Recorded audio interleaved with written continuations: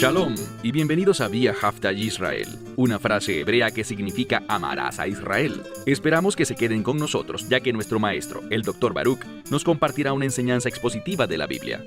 El Dr. Baruch es profesor titular del Instituto Sera Abraham, con sede en Israel. Aunque todos los cursos en el instituto se imparten en hebreo, el Dr. Baruch se complace en compartir esta enseñanza en inglés con doblaje al español. Para más información, visítenos en amarasaisrael.org o descargue nuestra aplicación móvil Mi Estudio Bíblico.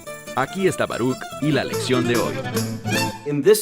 En este episodio, vamos a llegar a la dramática conclusión de esta batalla entre el ejército filisteo y el ejército de Israel. Como hemos aprendido, con base en la petición de Goliat, vamos a ver que la pelea será entre un hombre contra otro hombre. Del lado de los filisteos, tenemos a este gigante, este hombre que es excesivamente fuerte, este que está profundamente experimentado, un verdadero hombre de guerra, mientras que por el otro ejército encontramos a David, un joven descrito como atractivo, de buena presencia, un muchacho de complexión rojiza, un individuo que ha pasado la mayor parte de su vida como un simple pastor. Vimos la semana pasada que el gigante filisteo estaba enojado con David. ¿Por qué? Porque el filisteo buscaba la gloria, y si solo iba a pelear contra un muchachito, esto no sería algo que le traería honor. Él no estaba pensando en lo que sería lo más justo, correcto o verdadero, sino que estaba pensando en su propia gloria personal. Y de esto aprendemos una lección. Cuando estamos motivados por nuestra gloria, intentando exaltarnos a nosotros mismos, esa es una clara evidencia de que seremos derribados por Dios, es decir, de que seremos humillados. Bueno, dicho esto, toma tu Biblia y ve conmigo al primer libro de Samuel, capítulo 17. Y ya estamos listos para el verso 45. De nuevo, primero de Samuel 17, a partir del versículo 45. En este pasaje de la Escritura, vamos a ver algo. Vamos a ver cómo David confió en el Señor. Y eso es sabiduría. Si vas a ser usado por Dios, si vas a cumplir sus propósitos, debes confiar, apoyarte y depender de Dios, de su provisión, de su presencia, de su poder y aprender discernimiento para que puedas tener su perspectiva. Lee conmigo este primer verso. Primero de Samuel 17, verso 45. Allí dice: Entonces David dijo al filisteo: Tú vienes contra mí con espada, con lanza y con jabalina. Mencionó estos tres instrumentos de guerra. Pero noten lo que dice David: Mas yo vengo contra ti en el nombre del Señor de los ejércitos, el Dios de los ejércitos de Israel, a quien... Y aquí está esta palabra familiar que hemos visto una y otra vez, que literalmente significa deshonrar. Bien, ese era el objetivo del filisteo. Quería ver a Israel deshonrado. Y a medida que nos acercamos a los últimos días, sabemos algo. Sabemos que de la misma manera habrá un gran antisemitismo en el mundo. El mundo estará bajo la influencia del espíritu del anticristo. El mundo se opondrá enormemente a Israel. ¿Por qué razón? Porque Israel está conectado con el reino de Dios. Y el mundo no quiere el reino de Dios. El mundo no quiere justicia y rectitud. El mundo no quiere el final de la guerra, porque la guerra puede ser extremadamente lucrativa. Así que el mundo quiere continuar en este camino de maldad. Pero vamos a ver que al final, tal como esta escritura deja ver, la victoria será para los hijos de Israel. Pasa ahora al siguiente verso, verso 46. David hablando dice: Este día el Señor te entregará en mi mano y yo te mataré. Esta es una palabra que habla de un golpe, y siempre en la Biblia se refiere a un golpe o un impacto que termina en muerte. Leamos de nuevo, dice aquí: este día el Señor te entregará en mi mano, y yo te mataré, removeré tu cabeza de sobre ti, y daré los cadáveres del campamento de los filisteos este día a las aves del cielo y a las bestias de la tierra. ¿Y qué va a pasar? Y toda la tierra sabrá que hay un Dios en Israel. Esto es lo que deberíamos anticipar. Cuando vemos el juicio de Dios sobre el mundo, eso tiene un propósito. ¿Cuál será? Dios mostrará y probará que solo Él es Dios y que todos los demás dioses, o para decirlo de forma más específica, todas las demás religiones son falsas, son una mentira, son una falsificación. No hay Dios en otras religiones. Solo existe un Dios y es el Dios de Israel. Ahora Él se ha revelado como Dios el Padre, Dios el Hijo y Dios el Espíritu Santo. Pero vemos en este pasaje, que es muy profético, que habrá victoria para los ejércitos de Israel y esta victoria señalará a Dios como el libertador. Pasemos ahora a nuestro siguiente verso. Verso 47. Y toda esta asamblea, o sea, todos los que se han reunido allí, hay una gran congregación que se ha juntado entre filisteos e israelitas. Así que es esta asamblea la que sabrá que no es con espada ni con lanza que el Señor salvará. Porque, noten lo que dice, porque del Señor es la guerra, y Él los ha entregado en nuestras manos. ¿Qué se está diciendo aquí? Que Dios es la fuente de la victoria. Podemos decirlo de otro modo, ya que esta palabra también aparece en el verso 47, la palabra Yahoshina. ¿Qué significa Yahoshina? Que Él salvará, o sea, que nuestro Dios es salvador. Debemos reconocer eso siempre. Verso 48. Y aconteció que cuando el filisteo se levantó, salió para encontrarse con David. ¿Y qué pasó? David no tuvo miedo, él tenía confianza. David se dio prisa y corrió. Y tenemos una palabra aquí que significa básicamente que salió a las líneas de guerra para encontrarse con el filisteo. David no estaba intimidado, David no tenía miedo. Él sabía algo, que el Señor de las huestes, es decir, el Señor de los ejércitos, que es lo que significa la palabra huestes o tsabaot en hebreo, ejércitos, que el Señor de los ejércitos estaba con él. Y dice aquí que él avanzó a este sitio de batalla para encontrarse con el filisteo. Verso 49. David metió la mano en su bolsa. ¿Para qué hizo eso? Y tomó de allí una piedra. Tomó una piedra y su honda. ¿Y qué hizo? Hirió al filisteo en la frente, y la piedra quedó clavada o hundida en su frente. Y noten lo que dice. Y él cayó sobre su rostro en tierra.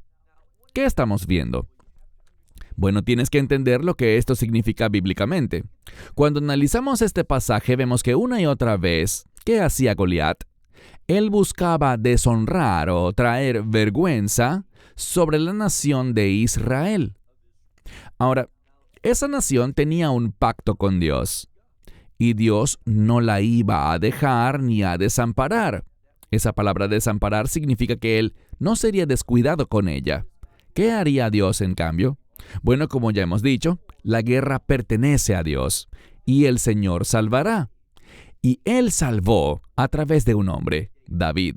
Vamos a ver más adelante que Dios salvará otra vez, pero no será una salvación física, no hablando de una guerra, sino que nos salvará de otro enemigo, y ese es el pecado. ¿Y cómo hará eso? A través de la redención. Así que noten lo que dice esta escritura, verso 49.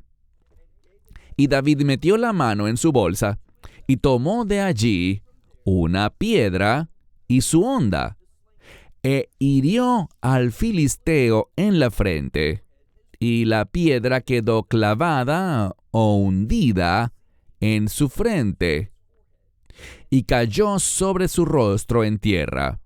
¿Por qué eso es importante?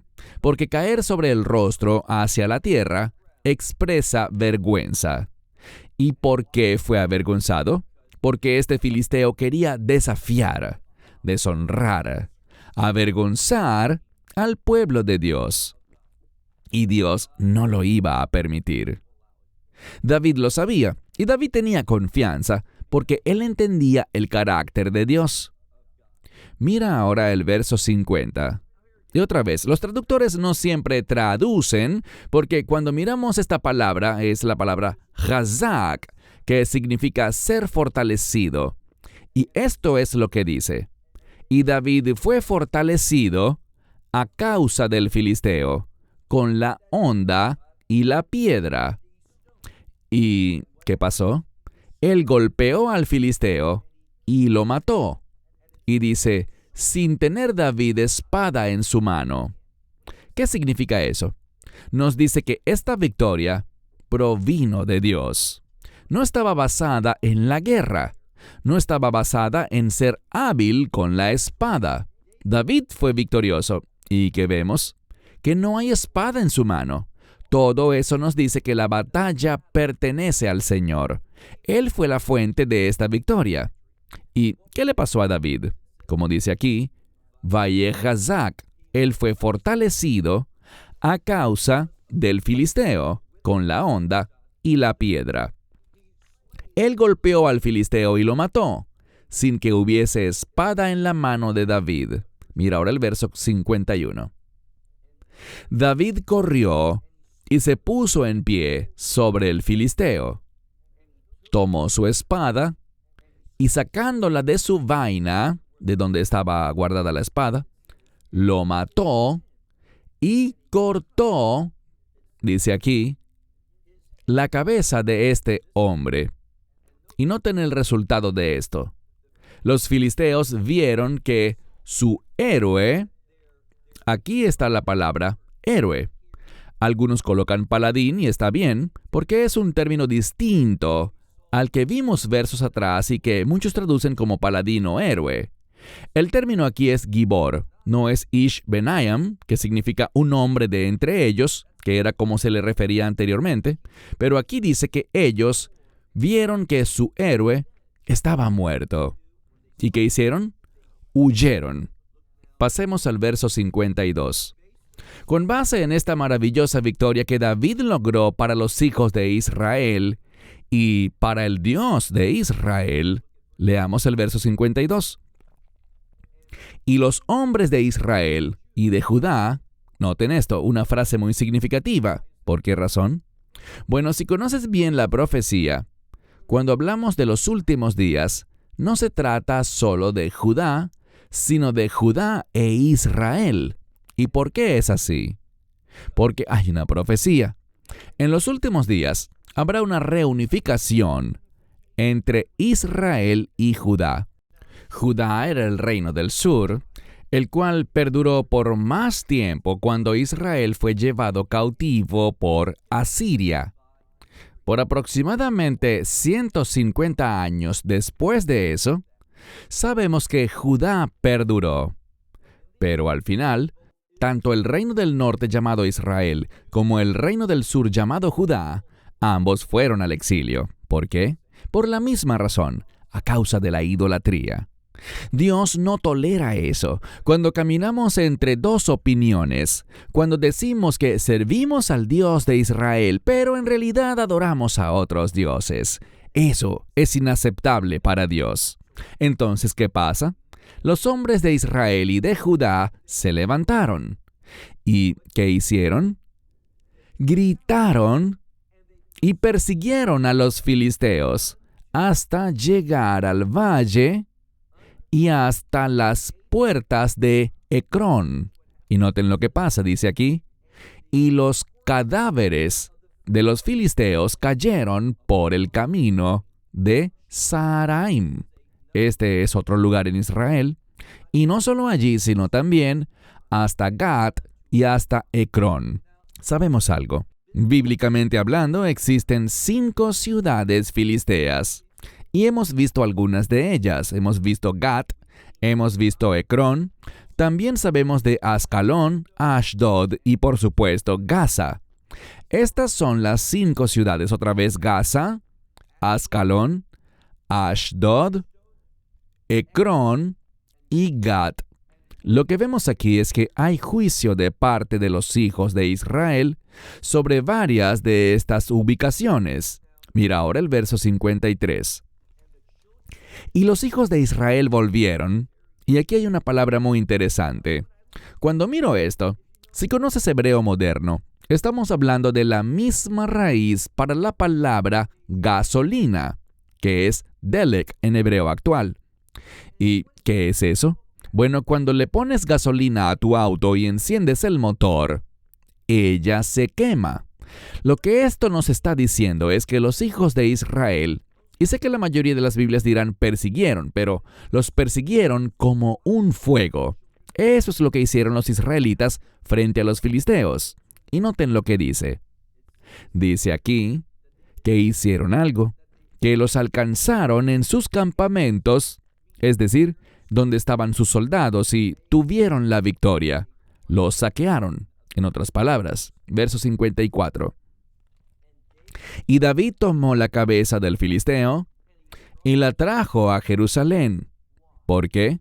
Bueno, antes que nada, Jerusalén es un lugar de adoración. Y David hizo algo. Él sabía que esta victoria no se basó en sí mismo, sino en Dios. Recuerda lo que aprendimos. La guerra pertenece a Dios. La batalla es suya. Y por lo tanto, David tomó el símbolo de esta victoria, que era la cabeza de Goliat, y la llevó a Jerusalén, a este lugar de adoración, reconociendo que Dios era la fuente de esta victoria. Miren de nuevo. Y David tomó la cabeza del filisteo y la trajo a Jerusalén, y puso sus armas, todas sus armas allí, en su tienda. No estamos seguros de qué tienda habla, aunque dice su tienda, así que tal vez David al llegar allí había armado una tienda, pero algunos lo entienden como una referencia a la adoración. Verso 55. Y cuando Saúl, este es el rey Saúl, o Shaul, cuando había visto a David salir para encontrarse con el filisteo, le preguntó a Abner. ¿Quién es Abner? El jefe del ejército. Le preguntó, ¿de quién es hijo este jovencito? Y tenemos esta misma palabra, Nahar. Y Abner dijo, vive tu alma, oh rey, que no lo sé. O sea que él no sabía de quién era hijo David. Verso 56. Y el rey le dijo, pregunta tú, ¿de quién es hijo este? Y tenemos una palabra para un hombre joven. Pero en este caso es una palabra especial para referirse a un hombre joven. Habla sobre alguien que tiene importancia eterna. Si lo analizamos, es la palabra Ha'elem, y la palabra Olam significa el mundo entero o eternidad. Y en este caso, los eruditos rabínicos ven algo significativo. Se estaba preguntando, ¿y quién es este? Y sabemos que estamos hablando de David, este muchacho que todavía es muy joven. Probablemente tendría entre 14 y 17 años de edad máximo. Y nadie sabía realmente nada sobre él, aparte de esto que se enfatiza, su juventud. Miren ahora el verso 57. Y cuando David volvió de la matanza del filisteo, o sea, de acabar con Goliat, dice que Abner lo tomó y lo llevó delante de Saúl, y la cabeza del filisteo estaba en su mano. Vemos aquí que David fue llevado y todavía estaba sosteniendo esa cabeza de Goliat. ¿Por qué? Era un símbolo de victoria. Y eso es lo que Dios hace. Debemos entender algo. El Dios que servimos es un Dios victorioso. Solo Dios y nadie más que Dios puede tomar esto que sería una derrota segura, porque si examinas a los hijos de Israel, no eran más numerosos. De hecho, Israel como pueblo sigue siendo un grupo muy pequeño de personas. Israel es un país pequeño, pero vemos algo. Si te fijas en el Israel de hoy en día, verás cuánta gente está logrando cosas. Vemos numerosos tipos de premios internacionales que los israelíes han ganado. Mucho más que lo que proporcionalmente se pensaría. ¿Por qué? Por la bendición de Dios. Así que vemos una y otra vez, cuando miramos lo que Dios está haciendo con el pueblo judío, podemos ver su mano sobre ellos. ¿Y de qué es señal esto? Del futuro, de que Dios traerá la victoria. ¿Para todo Israel? Eso no es lo que dice la Biblia, pero sí para un remanente. Una y otra vez se habla de un remanente. Tenemos que entender que es ese remanente que vendrá de cada nación, cada pueblo, cada tribu y cada lengua el que se salvará. ¿Por qué? Bueno, Dios salvará a un remanente. ¿Quiere Dios salvar al mundo entero? Por supuesto, porque de tal manera amó Dios al mundo que dio a su Hijo unigénito. Pero debemos comprender que con Israel y con cada nación y cada pueblo y cada lengua o cultura, solo habrá un remanente que será salvo. Pasemos al último verso, el verso 58. Y Saúl le dijo: ¿De quién eres hijo, oh joven hombre? Y David dijo: Soy hijo de tu siervo Yishai, o Isaí. Y luego tenemos un término muy importante. El término es Bet-Ha-Lahaimim, que significa que Yishai, el padre de David, a quien llamamos Isaí, ¿de dónde es? De Belén. ¿Qué aprendimos sobre Belén? Aprendimos que Belén es un lugar de provisión. ¿Por qué concluye este capítulo con una referencia a Belén? Para recordarle al lector, o sea, a ti y a mí, que esta victoria no ocurrió por medios naturales, sino que de la misma manera que Belén, Betlehem, la casa del pan, la casa de la provisión de Dios, de la misma manera que Belén es conocida por ser un lugar de recursos, provisión, lo que la Escritura nos está diciendo es que esta maravillosa victoria, que solo Dios podía realizar, no fue orquestada por el hombre. No ocurrió porque David estuviera con una espada. Ocurrió debido a la fidelidad de Dios. Nuestro Dios siempre es fiel. Y si queremos experimentar su fidelidad, solo hay una manera de hacerlo. Eso solo sucede cuando nos sometemos, cuando reconocemos la autoridad absoluta de Dios. Él es soberano. Debemos reconocer su autoridad sobre nosotros y llevar cada pensamiento, cada palabra, cada acción en obediencia al propósito, al plan y a la voluntad de Dios. Cuando hacemos eso, podemos estar seguros de que Dios se moverá poderosamente en nuestras circunstancias. Y eso lo descubrimos aquí. Si lo analizas desde el punto de vista humano, ¿qué pensarías? Bueno, los filisteos eran una fuerza enorme en esa parte del mundo.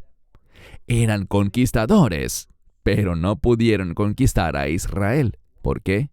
Por causa del Dios viviente, el Dios de Israel. Lo que el mundo va a aprender, y este es un gran ejemplo, pero lo que el mundo va a aprender en los últimos días es que Dios traerá la victoria. ¿Qué tipo de victoria?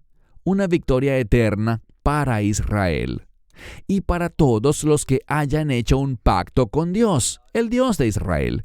¿Y cuál es el mejor pacto que puedes hacer? No es otro sino el nuevo pacto, el Brit HaHadashah en hebreo.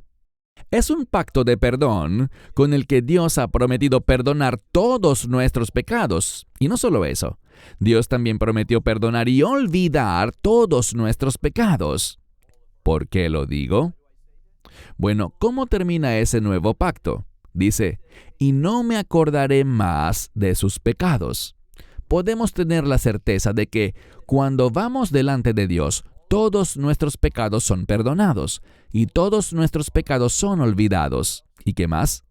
Bueno, cuando Dios mira a un creyente, ¿qué ve? Él no ve ningún pecado, ninguna iniquidad, ninguna transgresión, ninguna maldad. ¿Qué es lo que ve? Él ve la justicia de su Hijo. Esa es una buena noticia, la gran noticia del Evangelio. Que nosotros, que históricamente somos injustos y pecadores en la carne, somos justificados a los ojos de Dios. ¿Y cuál es ese elemento que logra esto? Es el poder de la sangre del Mesías. Su sangre nos brinda, y aquí está ese verso clave, Hebreos 9:12. Su sangre nos da redención eterna. ¿Y qué es la redención? Bueno, si haces un buen estudio de esta palabra, encontrarás una conexión entre la redención y la restauración. Si quieres ser restaurado a la voluntad de Dios, si quieres ser un receptor de sus bendiciones y promesas, solo hay un camino. Tienes que ser redimido. Y cuando eres redimido por la gracia de Dios, a través de la sangre de su Hijo unigénito, todos nuestros pecados son perdonados, todos nuestros pecados son olvidados y tú serás restaurado de vuelta a la voluntad de Dios. Y no hay nada mejor que la voluntad de Dios. Él quiere bendecirte. Él quiere que seas un receptor de sus promesas. Él quiere que conozcas la bondad de Dios. Nuestro Dios es un Dios bueno. ¿Qué hace Él? Bueno, concluyamos. Cuando miramos el capítulo 17 de 1 de Samuel, todo se trata de una sola cosa. ¿Qué será? Bueno, ese día, los hijos de Israel tuvieron la victoria. Fueron capaces de perseguir a sus enemigos, alcanzar a sus enemigos y traer juicio, el juicio de Dios, sobre estas ciudades filisteas. Y sabemos que esto será exactamente lo que Dios hará en el futuro, cuando Él traerá una ardiente ira sobre los enemigos de Israel. Por tanto, debemos entenderlo bien. Debemos tener el mismo tipo de fe que tuvo Ruth. Ella dijo, «Tu pueblo será mi pueblo, y tu Dios será mi Dios». Hay mucha sabiduría allí. Si odias al pueblo judío, si odias al pueblo de Dios, también odiarás al Dios de Israel. Tenemos que ver que Israel es fundamental para entender los propósitos, el plan y la voluntad de Dios, de modo que podamos experimentar la victoria eterna. Hasta la próxima. Shalom. Shalom. Esperamos que te hayas edificado con el mensaje de hoy y lo compartas con otros. Te invitamos a seguir nuestros estudios cada semana por este canal y por el portal de YouTube de Amarás a Israel. También puedes descargar nuestra aplicación móvil gratuita, Mi Estudio Bíblico. Finalmente, para obtener más información sobre nosotros, visita nuestra web amarasaisrael.org, donde encontrarás otras conferencias de Baruch en audio, video y texto. Hasta el próximo programa. Que el Señor te bendiga en Yeshua HaMashiach, Jesús el Mesías, mientras caminas con Él. Shalom desde Israel.